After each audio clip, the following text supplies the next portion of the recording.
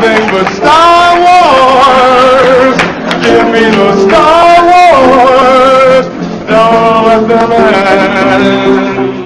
Bienvenidos, worldwide fans of the planet's hottest entertainment with an edge from a galaxy far, far away. Jaime En Fuego here with another comic book review here on my namesake program, Enfuegotainment. That's right, these are starting to stack up at this particular point because we have already done a few between the Obi-Wan and Anakin comic book, and then there was the previous first Marvel comic that was done all about none other than Darth Maul. There are still various others to come here as we kind of wrap up the prequel era and then segue into everything that is going to be going on through episodes 4, 5, and 6, which is the Star Wars comics proper. But at least today, we have another story that is taking place between episodes 2 and 3. That is right, we have Mace WIndu, Jedi of the Republic, and yes, character obviously so bad-assedly portrayed by none other than Samuel L. motherfucking Jackson, man, on the screen. And yeah, purple saber and just kind of doing his own thing, which is obviously supremely cool and whatnot. But this is another comic that, you know, it takes place obviously after the Battle of Geonosis, and so, you know, the conflict that we get at the end of Attack of the Clones on that planet, where, you know, you even have like a little bit of a flashback here in this of him slicing off Jango's head and all of that, and some flashbacks very, very briefly to that battle, but very similar to the Obi-Wan and Anakin comic book. And also in some ways to a little bit of the flavor that we got in the you know, Master and Apprentice book by Claudia Gray that was released earlier this year.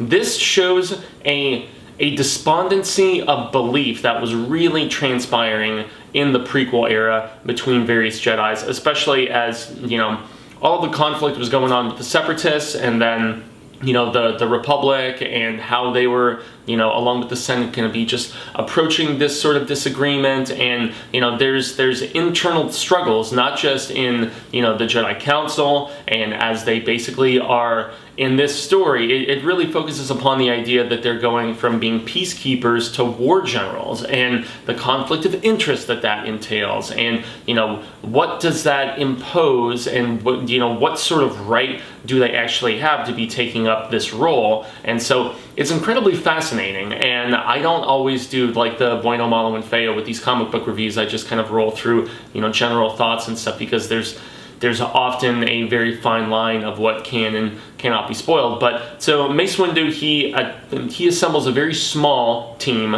that is going to this just far planet that kind of on the outer rim-ish, if I recall correctly, and so the Jedi Council is sending him there because of the fact that they believe that there is a droid collective that are being mobilized there, and not only that, that there is a specific energy source that is native to the planet that the Separatists are trying to harvest, and then they're going to in turn utilize potentially for, you know, some sort of weapon, or just for additional fuel. Who the hell knows? You know, I can't really get into too much detail with you here, but it's interesting because Mace has a blind Jedi that he brings with him that he ends up having a very drastic difference of beliefs with, and then there was a very talented younger female Jedi pilot, and then there is another gentleman who I remember very specifically from the Battle of Geonosis, and yeah, boy, if you saw him specifically, you would indeed recognize.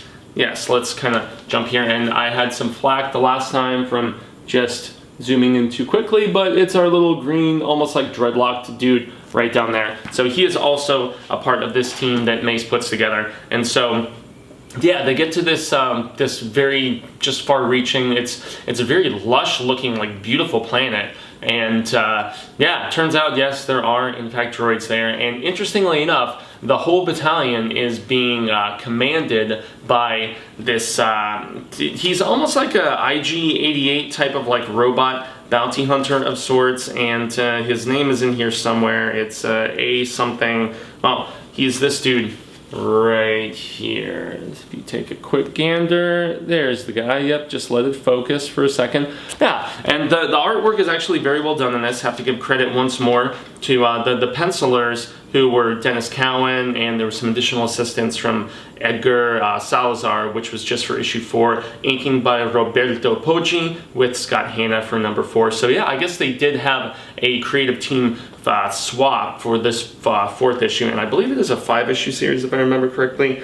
Yes, so interesting how they would have somebody just change out for 4 and then switch back to the initial creative team for 5. But Matt Owens is the writer behind this, and I mean, really cool artwork throughout, and interesting backstory, especially about Mace himself, because you have some flashbacks to.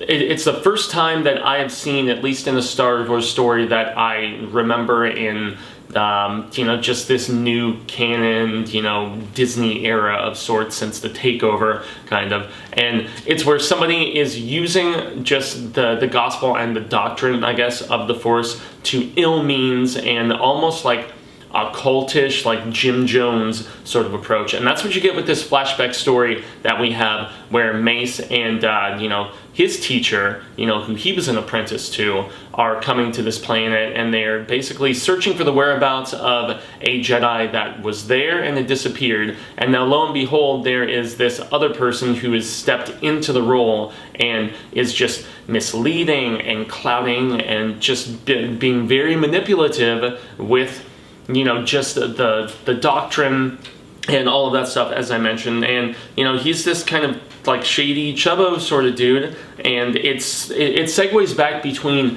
that and between this disagreement that Mace is having with, you know, the blind Jedi specifically. Once they get to this planet, once they have the initial fight with this droid collective, and you know, Mace is well, he's pronounced dead by this robot, by this droid bounty hunter, basically. And yeah, you go back to Grievous, and Grievous is the one who's having this contact with the person on this planet, with this droid on the planet. And he's like, yeah, unless you bring Mace and the other Jedi's lightsabers to me, I'm not going to give you that bonus, and I'm not going to trust that you are actually being honest with me about what's transpiring here. But it's just really, as I mentioned earlier, it boils down in this comic book specifically, the main theme is just the difference in ideology between those who think, okay, Jedis should not be involved in this war between the Republic and the Separatists. It is just not their place to be generals in this battle. It's just not.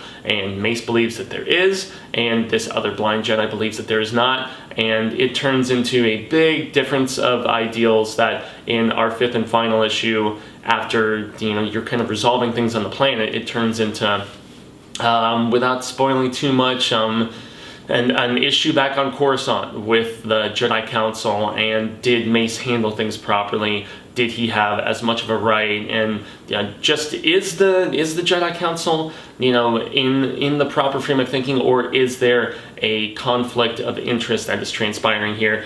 It's definitely what was discussed in Master and Apprentice, and it is definitely on play here, and a little bit in the Obi-Wan and Anakin story as well, which I most previously reviewed, because of the fact that it's just teaching versus heart, and, you know, loyalty, and I mean, there's just so much just laid out and at stake here. And once again, the art is beautiful, and it's really cool to get a little bit more backstory about Mace and the fact that he had these temper problems, and yeah, just how he tried to hone in on that stuff, because it comes back into play with these disagreements with this blind Jedi. And the blind Jedi has some interesting quips and back and forth bits, and so there is humor, you know, where he just keeps calling attention to the fact that, you know, he's blind, but yet, you know, he still has the sight and the intuition to pick up on all these different things despite not being able to see. So, I mean, hey, once again, it's not the most incredibly memorable prequels. So yeah, once again, it's not like the most incredibly memorable prequels era sort of thing that you're going to encounter, but really, it's still cool backstory for a character that I think needs a whole lot more just to be divulged and you know, basically broken down and fleshed out in some other books beyond this one as well. I think he at least has a one-shot story in the Age of Republic that I just picked up and is going to be my next comic review, because there's Age of Republic heroes and Age of Republic villains. That's probably just going to be a double-sized super review of sorts as I wrap up the comic coverage from the prequels and then jump officially into all of the stuff that's going to be tying in with 4, 5, and 6. But yeah, I mean, Jedi of the Republic is a cool little side story and just gives some backing, interest, and insight into just the process of trying to find common interest as really the Republic and the Senate and even the Jedi Council is all just kind of crumbling and falling apart, which is really what is transpiring at this particular time in the back half of the prequels, this taking place between 2 and 3. So I guess that is going to wrap up my brief discussion about this comic for everyone. I have been Jaime En Fuego. You can find me on all social media sectors like Twitter, Instagram, Facebook, YouTube. That's right, you are here on YouTube seeing my complete canon coverage of Star Wars. There has been lots that I have also done, including oh boy, the Dooku novel already. I just got done doing the Queen's Shadow.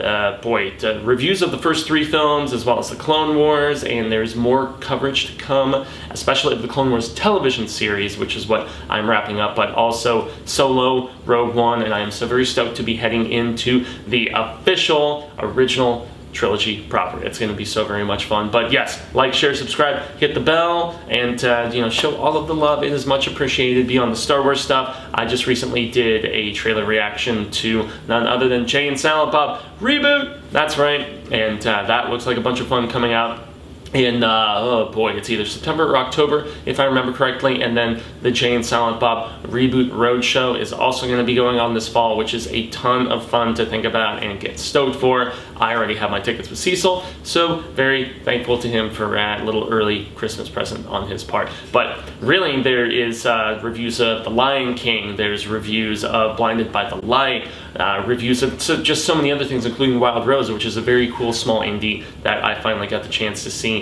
just this past week. And if you want spooktacular coverage though, if you're over here because you dig my horror show stuff, obviously youtube.com/The Horror Show channel, which is where we do at least 1 episode a day, sometimes 2, including every Saturday when I do Hail to Stephen King. This upcoming weekend is going to be Kingdom Hospital for its 15-year anniversary of the miniseries ending, and adapting Lars von Trier and The Kingdom and everything from the 90s. I still have mixed feelings about it, but I did find some additional merit in it. There's also so many awesome trailer reactions we just got done doing to Creepshow, to, there's a doubleheader with Henry Cavill coming. There was a big block of San Diego Comic-Con trailer reactions that we did. So yes, along with lots of reviews, unboxings, video game Let's Plays, Rick and Morty coverage every Saturday morning. I mean, yeah guys, there is a relentless amount coming from the Horror Show channel. And then lastly, Willis Greedy at 9 p.m. Eastern, 6 p.m. Pacific, every single Monday evening. I am so very humbled and honored to join Lindsay and CP on his channel, Will Iscredia, for a hashtag show business, bam. And that's where we talk about the weekend box office numbers, we look ahead to the weekend to come, and just a few of the biggest news stories of the past week. So I guess that's going to be the ending of the proceedings from a galaxy far, far away today. So until the real of Ka comes around once more, haha, I shall say hasta luego, cinema. But until the real of Ka comes around once more, I shall say hasta luego, cinemigos, and constant readers and viewers alike. That's right. I hope that we get to share more palaver about Star Wars sooner rather than later. And I guess until then, adios, and may the Force be with you always.